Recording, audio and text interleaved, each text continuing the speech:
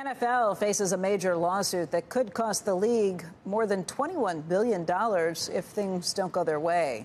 The case involves its Sunday ticket plan and whether the NFL violated antitrust laws by offering that package to consumers. For more on this, we want to bring in Patrick Rishe. He is the director of the sports business program at WashU St. Louis. He's also the founder and CEO of sports analytics and consulting firm Sportsimpacts.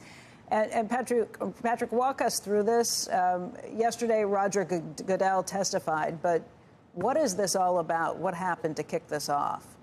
Well, ultimately, it comes down to the way these things have been packaged in the past. And the plaintiffs, in this case, a class action lawsuit, are claiming that the NFL, by packaging these games on Sunday NFL Ticket, is doing so in violating antitrust rules. On the flip side, the NFL believes that they have antitrust exemptions when it comes to broadcast. The plaintiffs are arguing that that's just with respect to over-the-air television and not pay TV. I think it's a fascinating case, Becky. As obviously a consumer of the NFL myself, I know you and Joe enjoy it as well.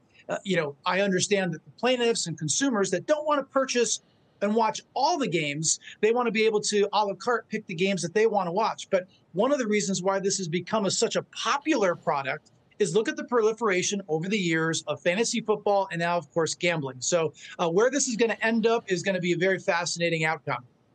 What's the collective mentality that goes into this? I mean, the exemption that they have for broadcast, it does seem like, okay, if we're going to offer you something you wouldn't normally be getting, we can charge whatever we want. What's the argument against that?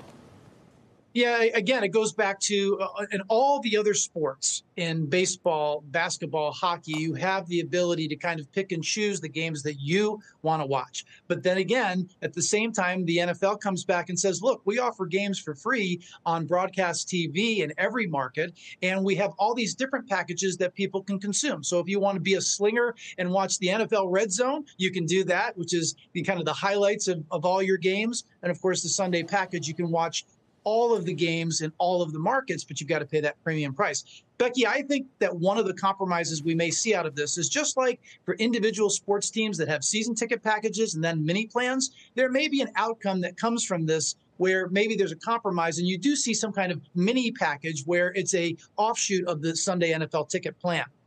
Meaning you could pick 3 to 5 teams or 3 to 5 games that you want to watch and not pay the full price for it?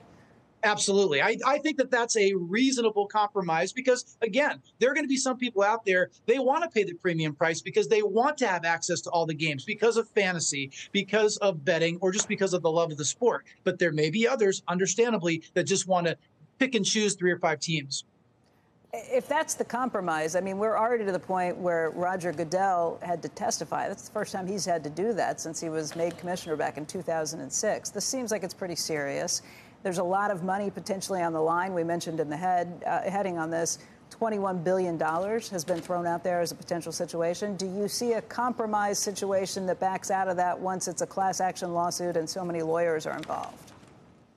That's a great question. And again, you compare it to the lawsuit with the Rams and the NFL ended up settling in that case, but it didn't go to trial. So the fact that both sides took it to trial in this case, they both feel they have strong arguments. Becky, one last thing. Jerry Jones, owner of the Cowboys, also testified yesterday. And I think it's fascinating that he made an argument where he was against individual teams being able to have their own broadcast deals as they do, as I said, in baseball, in basketball, and hockey. And for him to say that, he would be one of the chief beneficiaries of that. I think that's a pretty strong argument that the jury will and the judge will take into consideration. Meaning that even the strongest players want to make sure that they are keeping the NFL together on this? Absolutely.